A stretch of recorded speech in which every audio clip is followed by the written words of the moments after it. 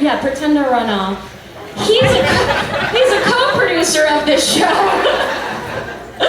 He's a co-producer of the show. He will be starring in a show on August 11th at Shenanigans Pub that's right across the street. Please give a huge round of applause for Cyrus Chansler.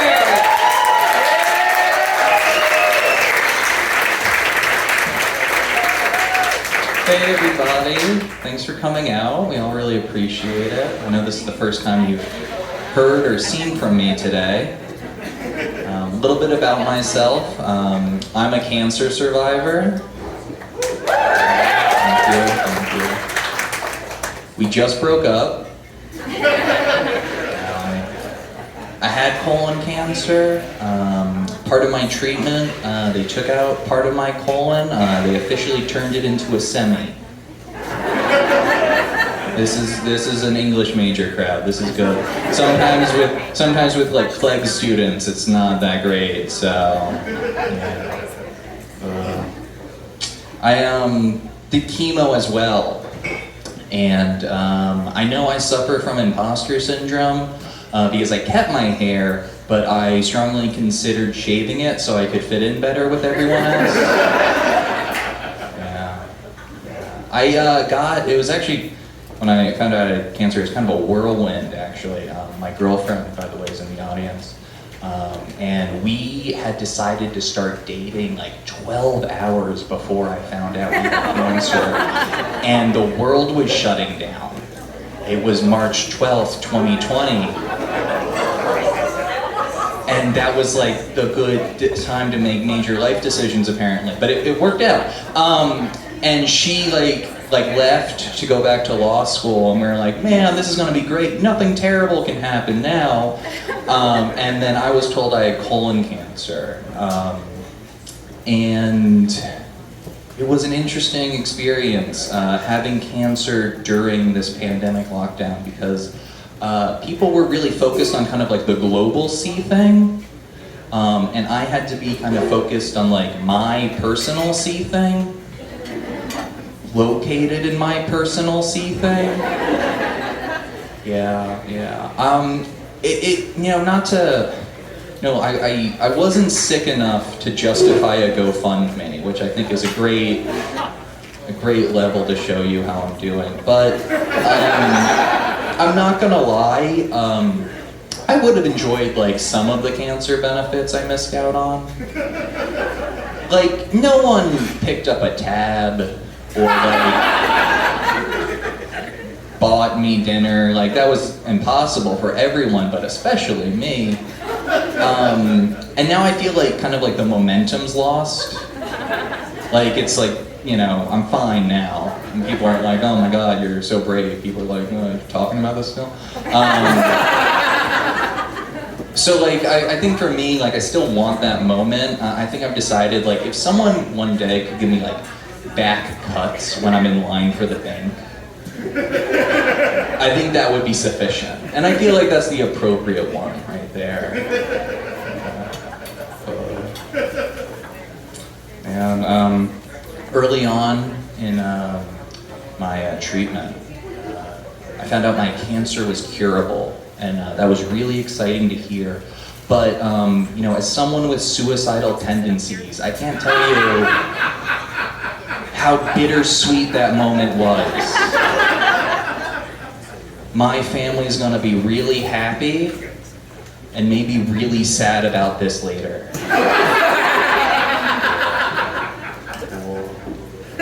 Another thing that happened, I'm sorry, I think my short-term memory is kind of messed up because of chemo. Does anyone else, you know, chemo brain?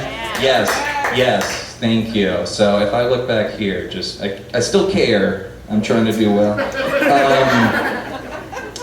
Another thing that happened that was like a weird experience was Chadwick Boseman died during my treatment. Yeah, that was, and it turns out we had a lot in common. He had colon cancer, I had colon cancer. He was stage 3, I was stage 3. He inspired a generation of young black artists, and I have not done that yet, if I'm being honest. Good Lord Lord willing, I'm gonna try though. Someone asked me like, what was that like?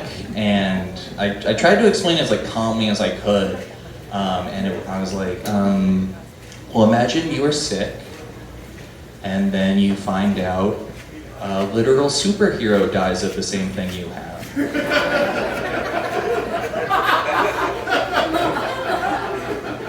And you get winded walking upstairs. It's not a great feeling regardless. Another weird thing about when I announced I had cancer, I guess when the album dropped, so to speak, a lot of people like reached out to me, and some of it was nice, like you'd like lose contact with people and they were reconnecting, and I'm still in touch with those people. Other times though, those people were the figuratively, cancers in my life. Like my ex was the one that messaged me, and she said, hey, I'm there for you.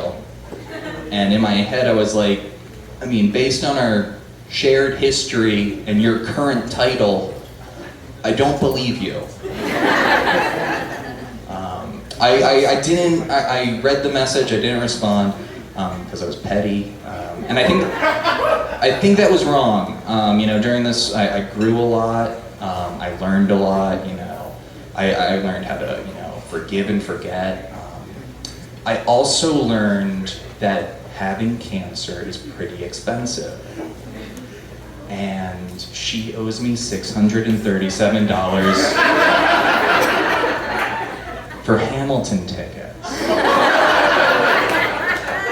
Yeah, it wasn't a fair trade. So, if you're listening,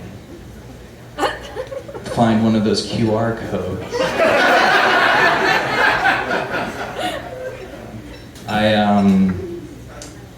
I remember when I told my family I had cancer, and that was really such a weird experience because, at that time I'm 26, my dad's in his mid-60s. It's kind of supposed to be like a reversal, really, when you think about it.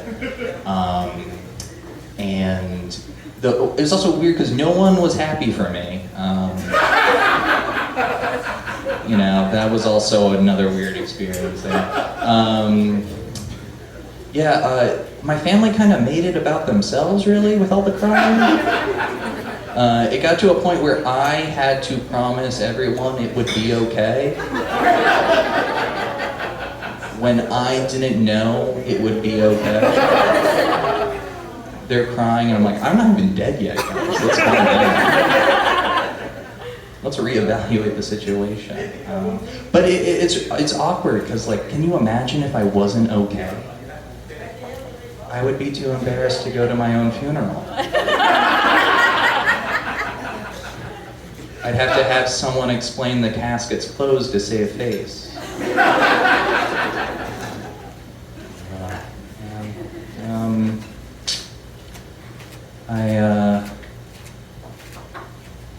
One of my early cancer jokes, though, and my family didn't find it funny then. Because it was like, I have cancer. Also, joke. I am hoping you guys find it at least a little okay. I made my family promise that if anything went wrong, my epitaph would say, I'm going to beat this.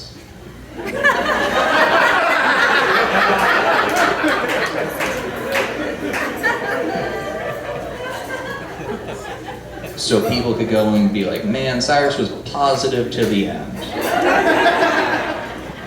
So I want to thank everyone for coming out.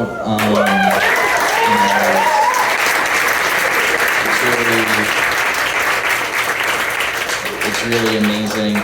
I know there's some comedians here who have also had cancer, and maybe this last joke, is more of like a comedian's joke, but I still want to say because I think it's funny.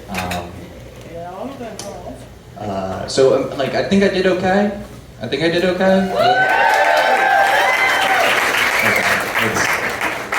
It's like a B. Hold myself to a high standard. Yeah, so like imagine if you guys could like look a little sadder, be like, oh, that wouldn't go well. Too sad.